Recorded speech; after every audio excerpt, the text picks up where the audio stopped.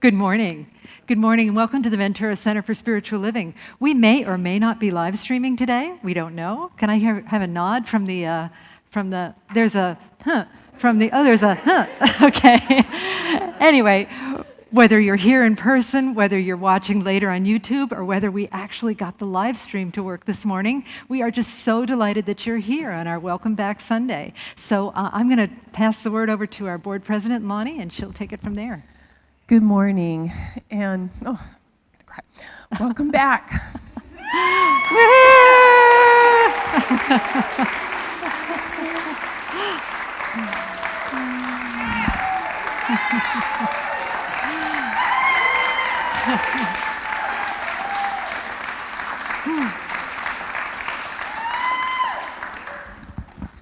So good to see so many beautiful faces and your adorable masks. I do hope we have the live stream because we are embracing our tech family, and we're just knowing that today is completely blessed and a new beginning. And settle in, because I know we've got some fun things for you. Welcome. Thank you. Thanks, Lonnie. Did everybody get one of these masks, by the way? You were entitled to a free Be Kind mask when you came in. So if you didn't, Thank you. If you didn't get one on your way in, be sure to get one on your way out, okay? And I am calling forth Bill Hadras, and he's going to tell us, he's going to enlighten us, right? Okay, cool. Good morning. Good morning. Good to see you. In case you don't know, I'm Bill Hadras with Youth and Family, and thank you. Yay. Woohoo. So I have some questions. Have any of you ever tried to throw a ball or a frisbee into the wind? Yes. Have you? Or maybe even tried to walk upstream or swim upstream in a river? Yes. Or against an ocean current? Yes. Was it difficult or easy? It was difficult. It was difficult. Was it more peaceful to turn around and go with the flow? Yes. It is much easier to go with the flow. Have you ever picked a dandelion that's seeded and blown on it? Yes. And watched the seeds just go with the flow of the wind? Yes. They're on their new journey in life. So I invite you to close your eyes and relax.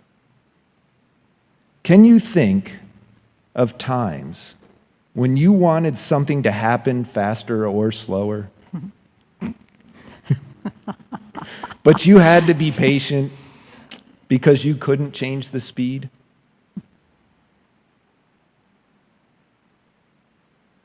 What are ways you can go with the flow in your life that might bring about more peace and make things easier?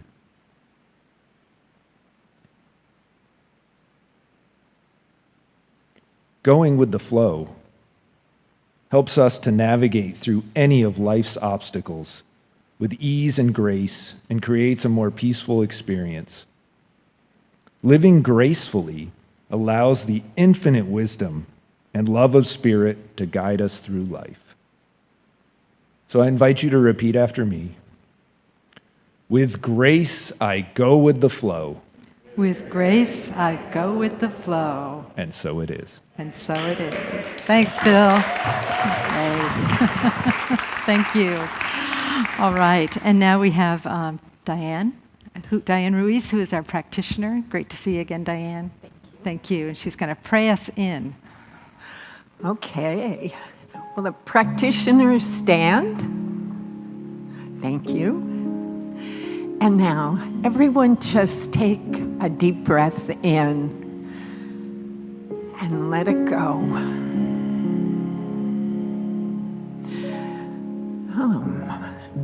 I know that there is a power, a magnificent spirit that created all. It created all from itself and remains a part of all of its creation. It created the planets, the stars. It created the mountains and the sea. And it created me. And it remains a part of all of its creation.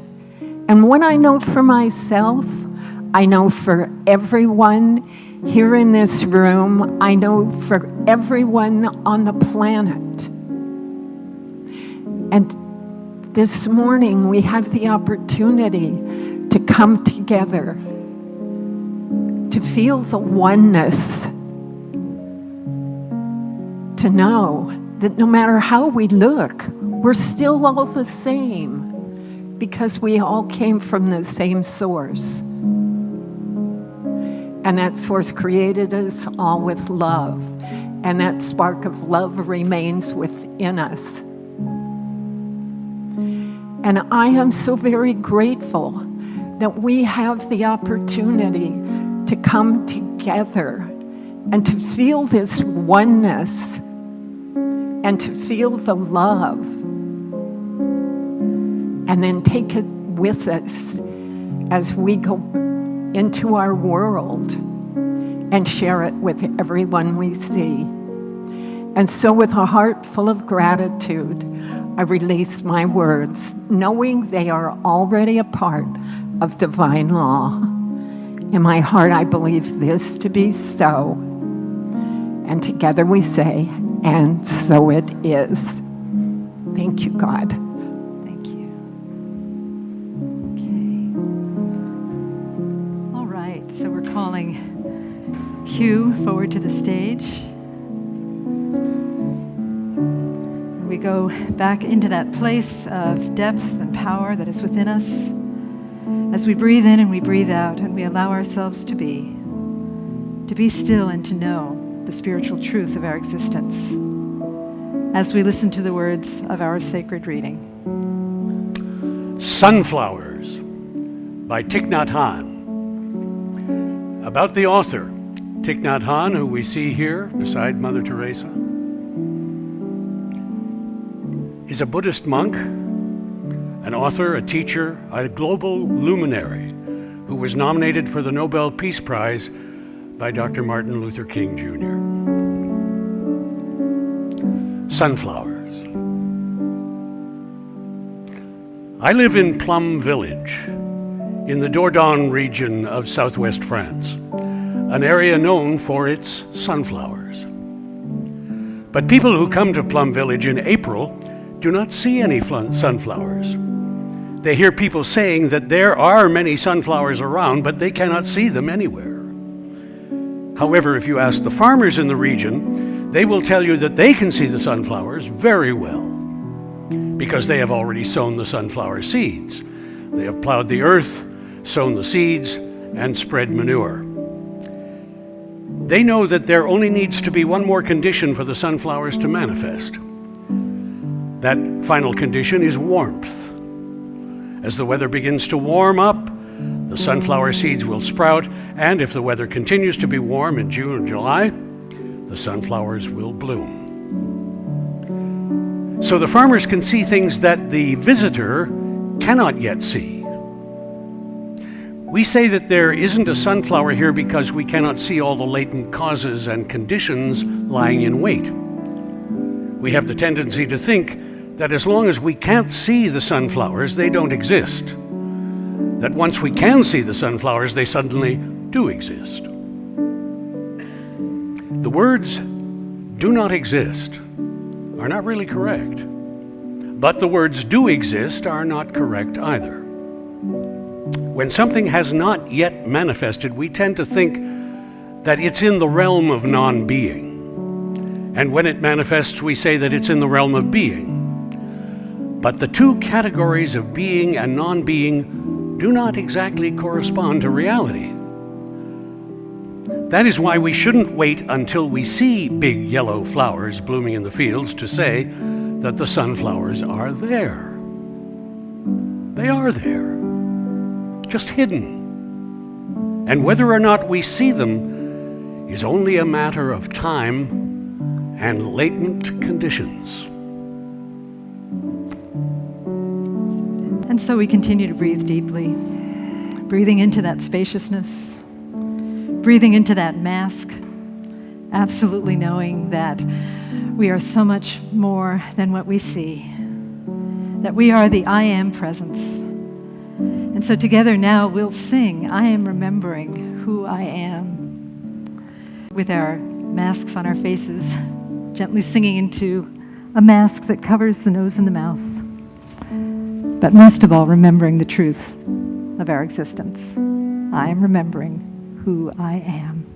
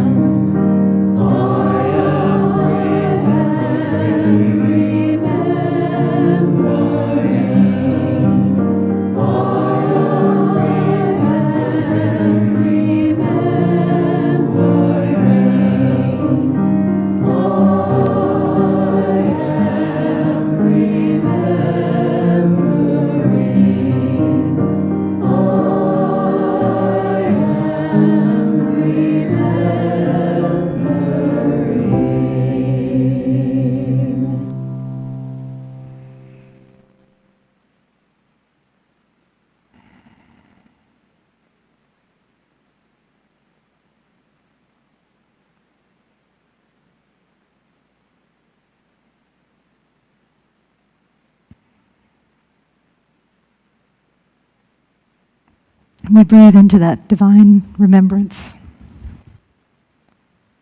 remembering ourselves as the I am presence, as an individuated point of inspiration, of light, joining together in spiritual community this morning to shine the light, to be the light to the world. And then we breathe in deeply, and then exhale, opening our eyes in love and in service to what is, as it is, and so it is.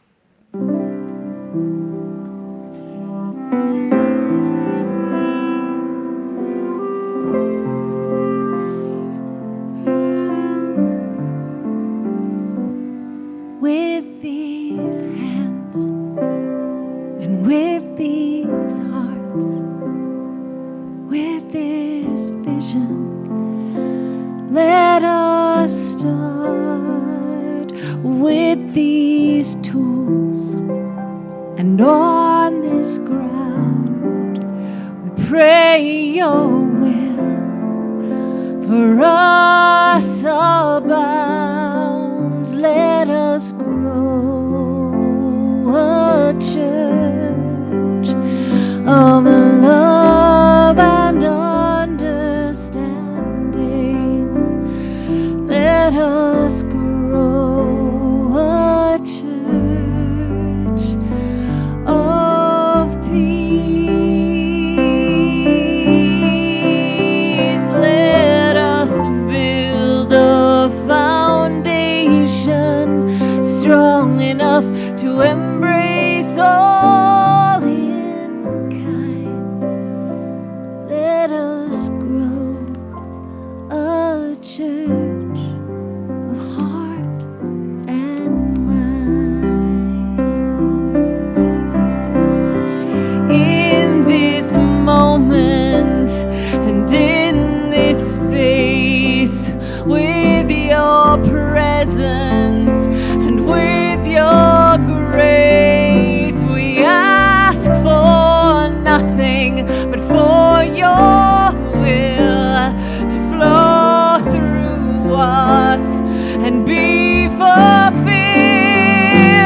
while the walls of fear that may have held us yesterday dissolve to dust upon the ground and simply fade away, and the power and strength inherently that flows within moves us forward now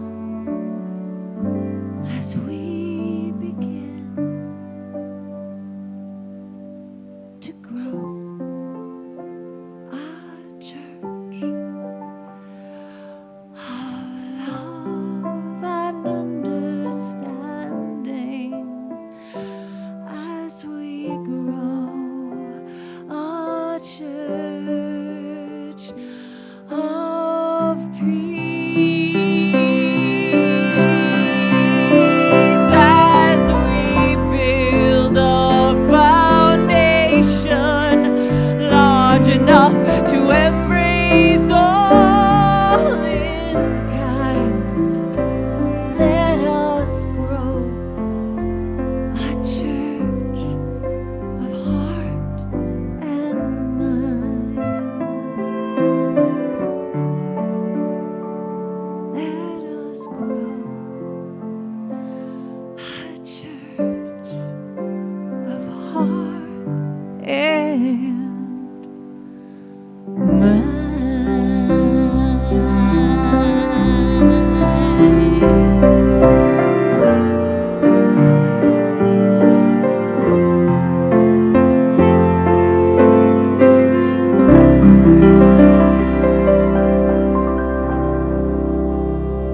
Yeah. My plan was to not cry today, but Margaret kind of did me in, you know? It's like, is it still okay to wear a mask if you've blown your nose in it? I don't, I don't know. And then, no, right. Yeah, and then we have the band back, and oh, Chris Kimbler and the Cats. Yeah, it's so beautiful. Thank you. We are in a process of reinvention. And before I get into all of that, I just really want to welcome all of you who are here and all of you who are watching online. It just feels so magnificent to have people in the sanctuary again. And I just thank you so much for coming today. Thank you so much for watching, and thank you so much for being that church of love and understanding. You know, the pandemic has been interesting for many of us, and from a church perspective, it's been very interesting to try and follow all the rules and get everything together and do what we need to do. And the other day, I went to a social gathering with some clergy. We could say like 3 ministers and a rabbi walked into a patio, like that joke, you know, and we took up our masks because we were all vaccinated, and we ate real food buffet style, and we talked, and we were talking about opening the church, because all of the ministers, I think, are struggling a bit with knowing what to do. The rules are this way one day, and then they're this way the next day, and then they're this way the next day, and we're all trying to figure out what to do. Our church, our center, was the first one to open in the group of the four of us there. One of them is waiting until September, the others are waiting till June, so they were asking me lots of questions about how we're doing it. And one of the biggest questions was, how do you handle the singing? Because, singing is really taboo right now, according to what the CDC says and the nuances of COVID in church. So talked about I Am Remembering, we sing a song into our masks, we sing quietly into our masks. And then I said when we have a soloist, we have what we call a spit zone around the soloist. Because, certain soloists project a lot of, particles in the air. And there was this moment of silence where I felt the ministers trying to process what is a spit zone. And then one of them said, I know, it's like shamu.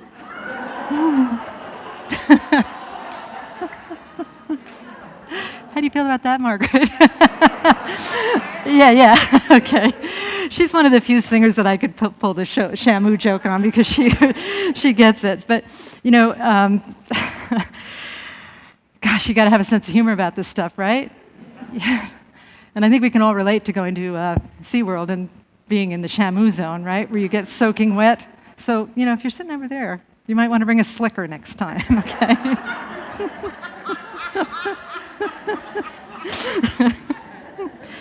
But again, I felt like Shamu did a beautiful job with her song this morning.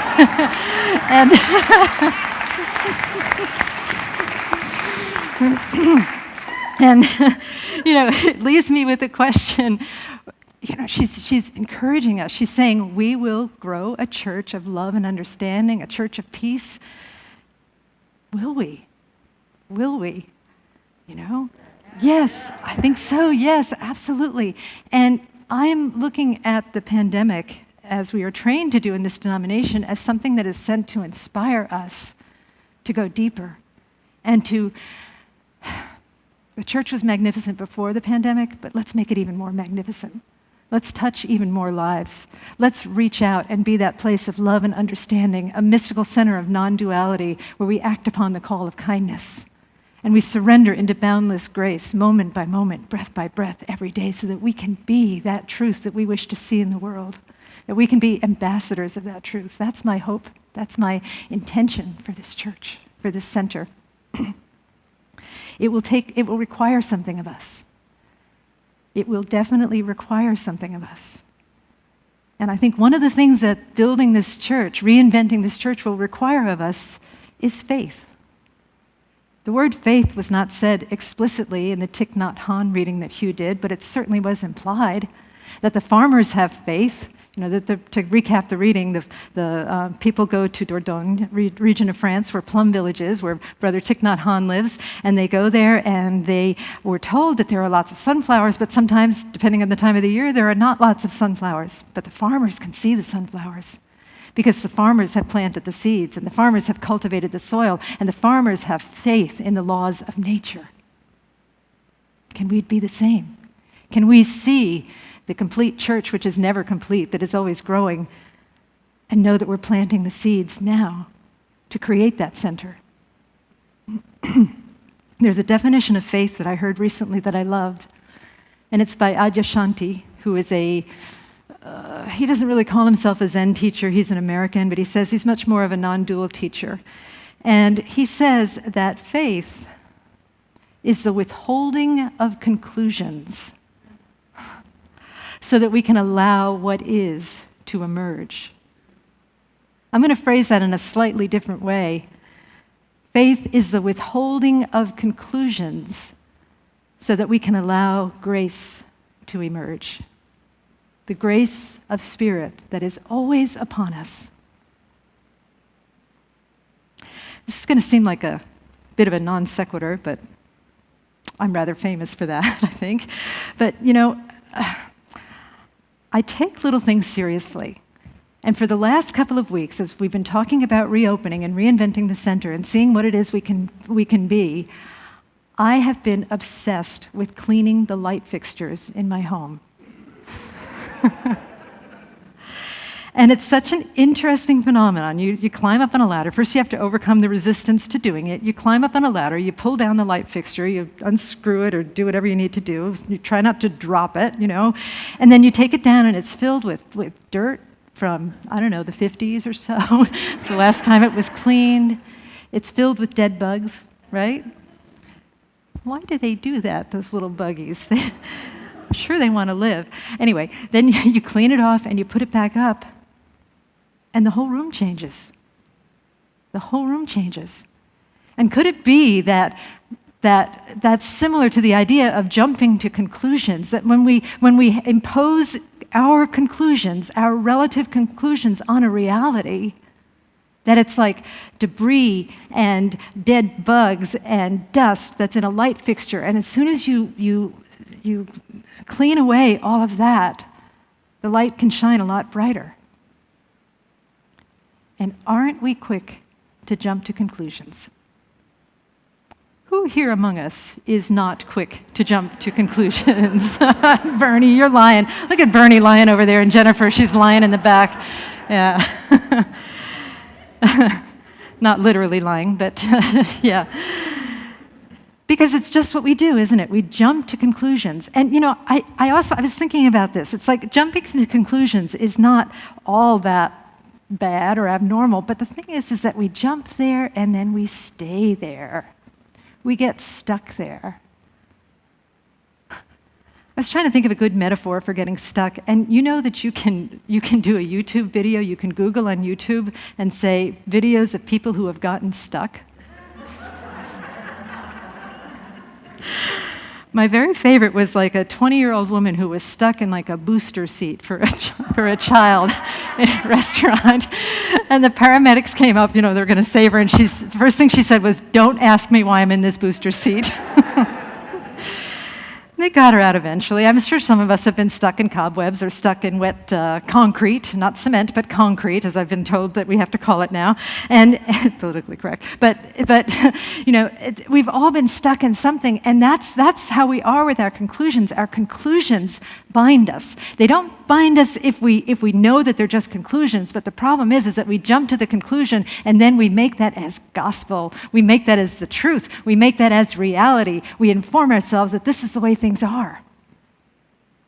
And in my experience, particularly in this past year, the way that I think things are hardly ever the way things are.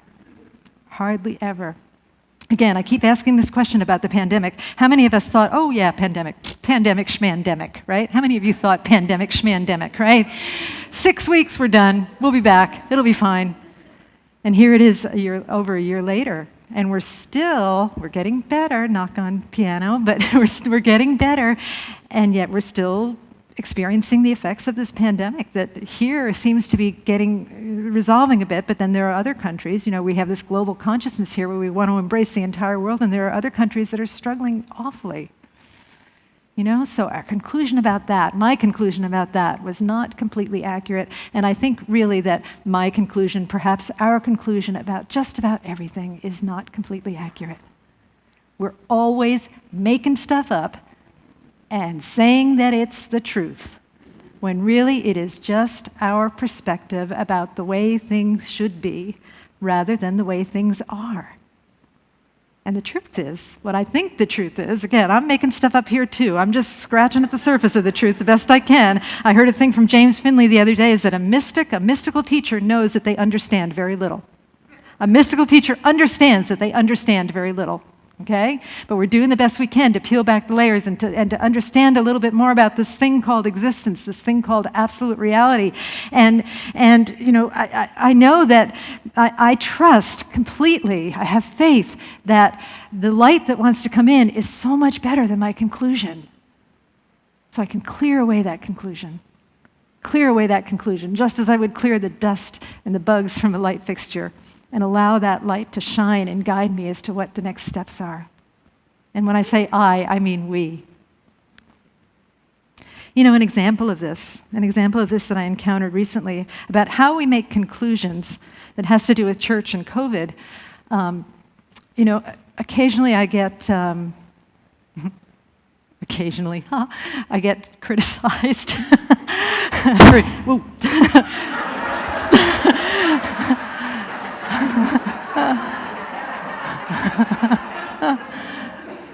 Sorry, God. I get criticized. We get criticized. The leadership gets criticized for decisions that have been made, and it's really a microcosm of the greater society that is so polarized about everything, about masks and vaccines and whether or not we should gather and blah, blah, blah, blah, blah. And so, I've heard this rumor that, okay, we're building this church of love and understanding, and in the reading that Hugh did about Thich Nhat Hanh, it said that one of the conditions for growth and for the sunflowers blooming and for our center blooming, metaphorically, is warmth. And I've heard people say, well, how can we possibly express warmth when we're wearing masks and we have to stay 6 feet apart? How can we possibly express warmth when we have to wear masks and we have to stay 6 feet apart?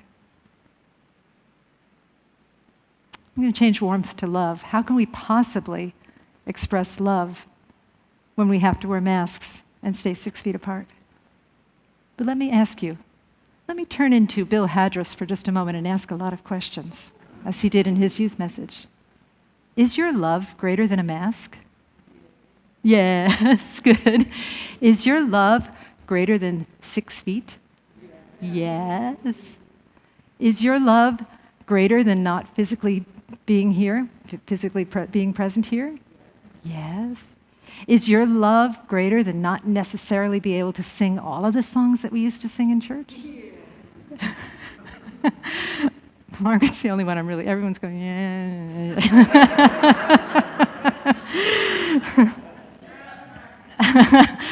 And we may not necessarily like it, right? We may not necessarily like it, but it's what is right now. And one of the beauties of what is right now is that we get to respond creatively.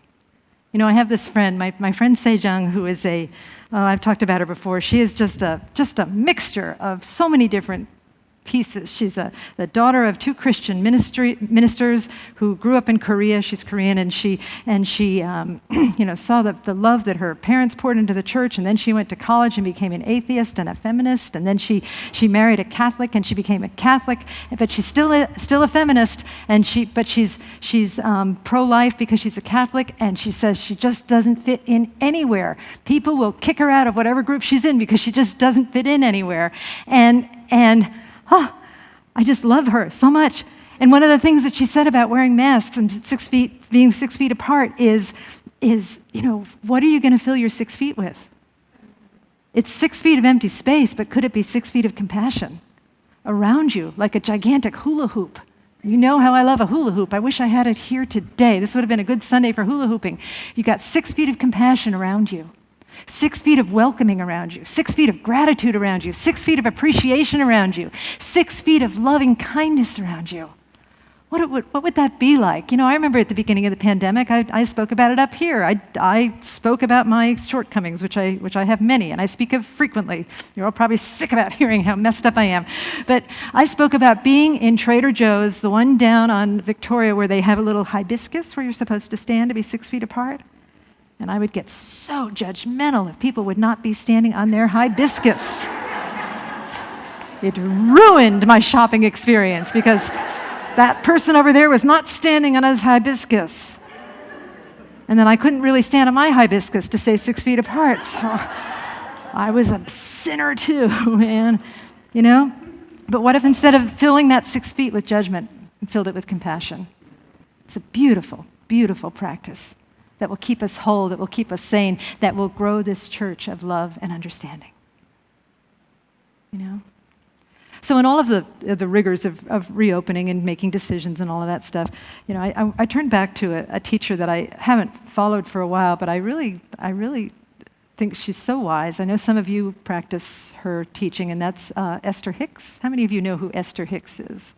Oh, look, so many of you know who Esther Hicks is. Yes, wonderful. So she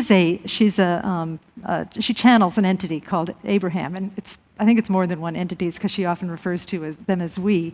And her whole thing is about the law of attraction, which I understand a lot better now after a year of pandemic and a year of studying Christian mysticism. Being shut down in a pandemic, you got to do something. You do all the jigsaw puzzles with animals on them, and then, okay, I might as well turn to Christian mysticism and read a little, whatever. But I love the way that she talks about how to navigate life, and it is so much like that Adyashanti thing about how you jump to conclusions, and the way to bring forth greater love and light in your life is to withhold the conclusions and just allow what is to be and allow that to guide you to your next right step. She tells this story, this wonderful story about it's about manifesting what somebody wanted for her wedding. This woman's husband came up and stood up in one of her seminars and talked about how his wife, when she was his bride-to-be, had these visions for her wedding, and she wanted to get married at the Carmel, California mission. It's very hard to get a spot there, but she did. She wanted to have the reception at the Pebble Beach Country Club, which is booked like 3 years in advance, but somehow there was a cancellation, and she got that. And then she wanted somebody famous at her wedding. So they got a famous singer. I don't remember who it was because I don't know popular music really well, but it sounded like a famous person. I don't know. And then the famous singer canceled. And yet she still held the energy of everything that she wanted for her wedding. Whatever it was that a famous singer was going to bring her, this sense of joy and specialness, she just held that energy of joy and specialness. And then on the day of the wedding, they had the ceremony at the mission. They were having the reception at Pebble Beach in the event room, and the wedding planner came up to the groom and said, "Oh, sir, I need to talk to you." And he said, "Well, what's going on?" Thinking that something's wrong. And she said, "Oprah wants to talk to you for a minute. She's outside with Clint Eastwood. and she wants to talk to you." And what had happened is that there was this celebration of John Steinbeck, and Clint Eastwood used to be the mayor of Carmel, and Oprah is, she's in the know, she knows people. So she and Clint Eastwood were playing golf, and they got to the 18th hole, and they wanted to go to the 19th hole, which is the watering hole, but it was in use for the pandemic. So Oprah said, "Well, why don't we just go in and celebrate with the bride and groom?"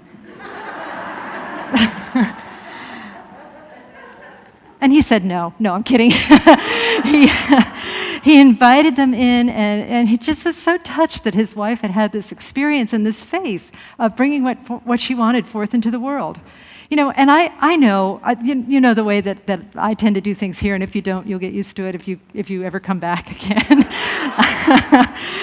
I don't necessarily work really hard on manifesting things and numbers. That just gets me really messed up. I get too depressed about that. But I just work on calling forth the energy that type of center or that type of experience would require of me. And that's exactly what Esther Hicks and Abraham instructs us to do.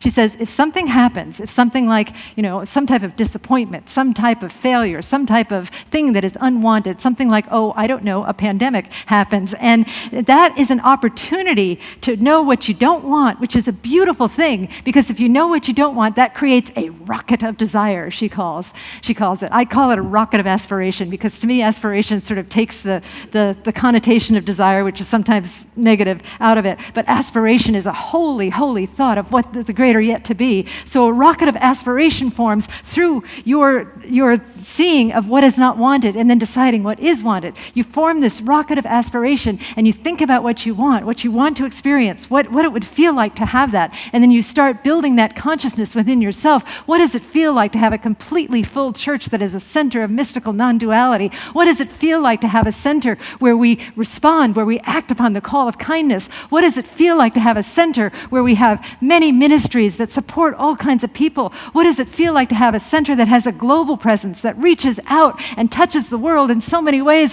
What does it feel like to have a center where we are in love with one another, where we are in love with God, where we are in love with humanity and the animal kingdom? What does that feel like? Do you feel good? Do you feel that? Do you feel what that feels like?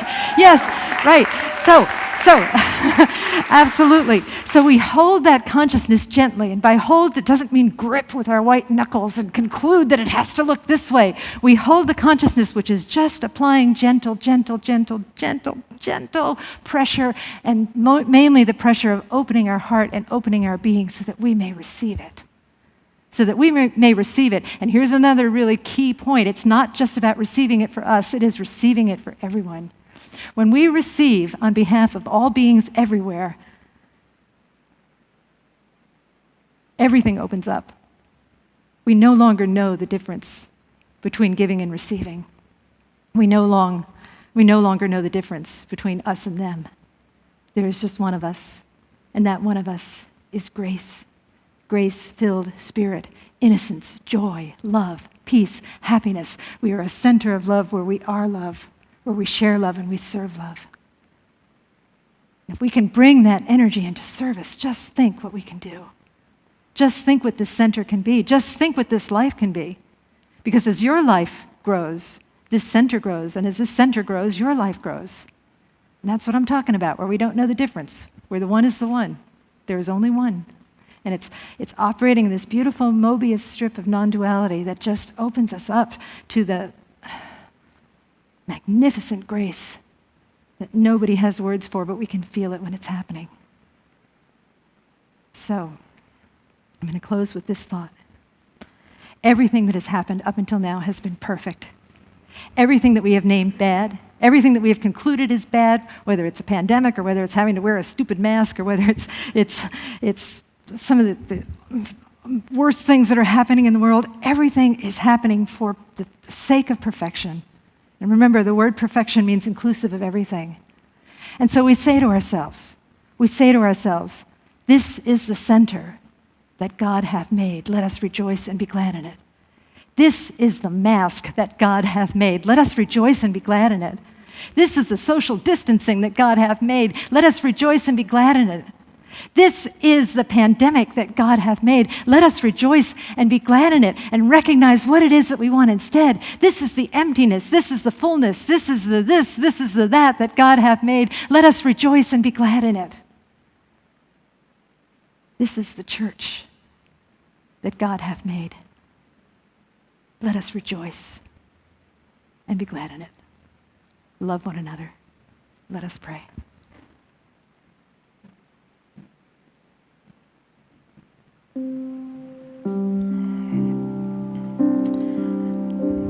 And so I turn within to trust and know the fullness of spirit that is expressing right here, right now in each of us. The fullness of love that is who we are. The fullness of grace that is always surrounding us, waiting for entry into our life. And so I identify with that grace. I connect with it. I trust it. I know it is who I am. It is who we are. It is the love of God made flesh, dwelling among us, dwelling through us, acting upon us as we act upon it. And from this place of deep knowing and deep power, I recognize that this truth is true for everyone sitting here in this sacred circle, everyone that we love, everyone that we don't even know, all beings everywhere, that the power of grace, that the power of good is upon us, and that we can rejoice and be glad in it. We open our hearts to allow a deeper experience of it. We wash away our conclusions that have been limiting us. We wash away our perceptions that we are calling reality. And we open ourselves up to the truth, and then we live like that truth is true.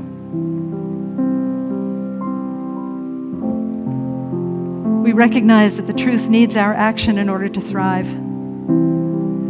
And so we serve willingly, joyfully, acting upon the call of kindness and surrendering into the boundless grace that wishes to move through us always. I am so grateful for the lives that are transformed through our spiritual work. So grateful for the healing of the world, the healing of the consciousness of the world. So grateful for the perfection that has brought us here to this moment. So grateful for everything. And today, this morning, I bless all paths to spirit. churches, synagogues, temples, mosques, ashrams, all paths, everywhere. Fundamentalists, atheists, everyone. For everyone is a blessing. And with a heart filled with blessedness, I say thank you, Spirit, thank you, love. And I release these words into the divine mystery. And together we say, and so it is. I'm sure you thought this all went smoothly when you were watching from Facebook. Little did you know.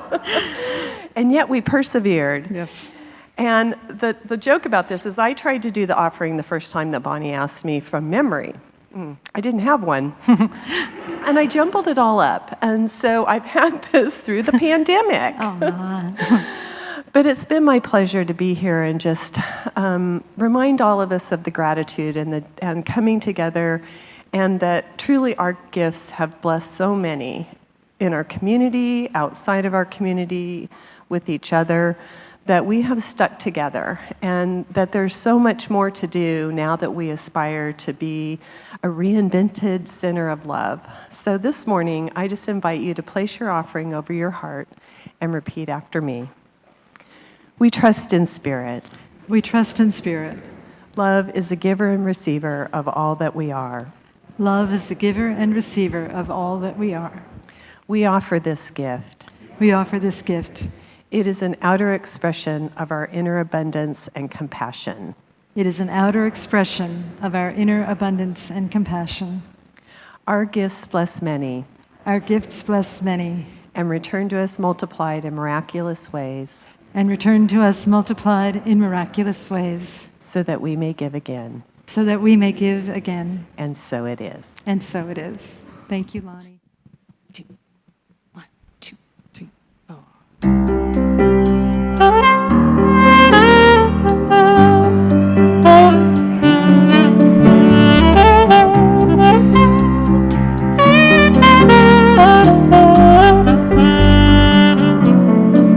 Are you now where you stand, better than you were yesterday? Did you add to yourself, or maybe you finally stripped away an idea that held you fastened to the ground? Did you find a way to lay the burden down and look around and wake up? There's something new at hand. Look up, the view itself is grand. Get out, the day is waiting, bursting with things to be celebrating. This is the day that the Lord hath made. Let us rejoice and be glad in it. This is the day that the Lord hath made. Let us rejoice and be glad in it. All at once, you are one with the song of the bird there in the trees, and your worry becomes weightless as you surrender to the breeze, and it carries you to some place lighter still. It's a tranquil dew that nature's cup has filled. Come have your fill and wake up, there's something new at hand. Look up, the view itself is grand. Get out, the day is waiting, bursting with things to be celebrating. This is the day that the Lord hath made. Let us rejoice and be glad in it. This is the day that the Lord hath made. Let us rejoice and be glad in it. This is the song that my heart must sing. I want to dance and remember. This is the day that the Lord hath made. Let us rejoice and be glad in it. Let's leave tomorrow for tomorrow, and the past there where it is. Now Now is the time we're given. It's the present that we're living. This is the day that the Lord has made. Let us rejoice and be glad in it. This is the day that the Lord has made. Let us rejoice and be glad in it. This is the song that my heart must sing. I want to dance and remember. This is the day that the Lord has made. Let us rejoice and be glad in it. Oh, this is the day. This is the day.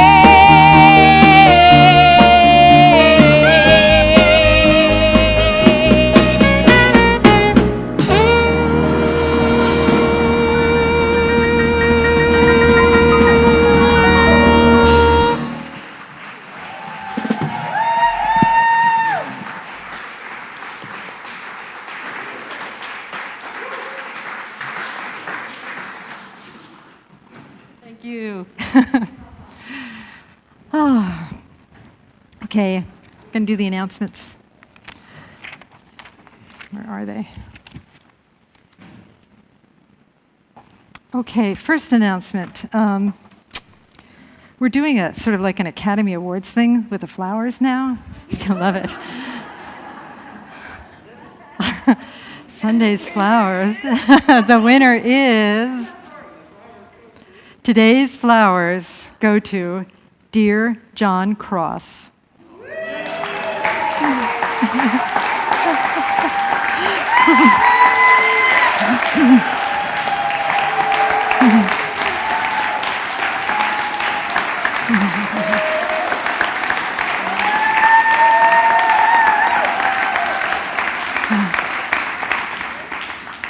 I want to read the rest of the note. It says, Dear John Cross, if you don't go, you can have these flowers. I do want to say a few words about John because we also have a parting gift for him. So John has been our sax player since when? Since like 2006 or so? Something like that. Like for a long time. Yeah, and so Chris was rudely playing a show in Alabama at that time. So we had another pianist who knew a sax player. And I said, well, let's bring him in. It's it's New Year's Eve. He can play Auld Lang Syne or something like that, right? And so he did, and it was very understated, very modest. And then he played a solo, and everybody was like, ah. Well, come to find out that he lives down the street from us, and he's also Paul Anka's music director. Paul Anka is still performing. He's in his 80s, but he's still performing, and he has a full-time music director. John is going to continue as Paul Anka's music director and fly out of where he's moving, which is Colorado. And I don't know how many of you have seen Paul Anka and John play at a gig. We went up to Chumash, which is a huge auditorium. And John is a force of freaking nature. I mean, he's the director, so he has his own little booth, and he conducts the band, and he plays solos, and it was just amazing. So, and it's not only that, it's John's personality, too. Aren't you loving this? I'm talking about you like you're not here. Just think of him as another cardboard cutout. In fact, when you go, maybe we'll get one. Yeah. But, it's just John's personality is so laid back and just so kind and has always been so nice to us. And we've been so blessed, John. And as much as I hate to have you go, I'm just really happy. The reason he's going, if I may share, is that his grandchild lives in Colorado. So he's going to go there and spend more time with his grandchild. Yeah, so that's a beautiful thing. But we will miss you, and if Paul Anka ever plays in the neighborhood again, you got to let us know, and we'll have you back, okay? Okay, good. So blessings to John. Big blessings to John. And then David Kerrigan's going to come down here and do a little an announcement about the Vesak celebration, which is a Buddhist celebration. So if you want to, yeah. Here you go. Okay. Thank you. I will. You're going to wipe Lonnie's cooties off of that? I will. Okay. Okay. There you go.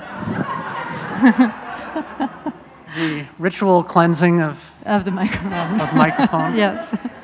So next Saturday, will be a celebration of Vesak, which is the Buddha's birth, awakening, and final unbinding.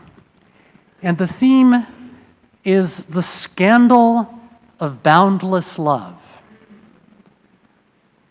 I see that resonated. Yeah. So often we feel comfortable with having love for people who are innocent, kind, gentle souls, but what about our enemies? The Buddha said to include them. And what about ourselves? Included as well.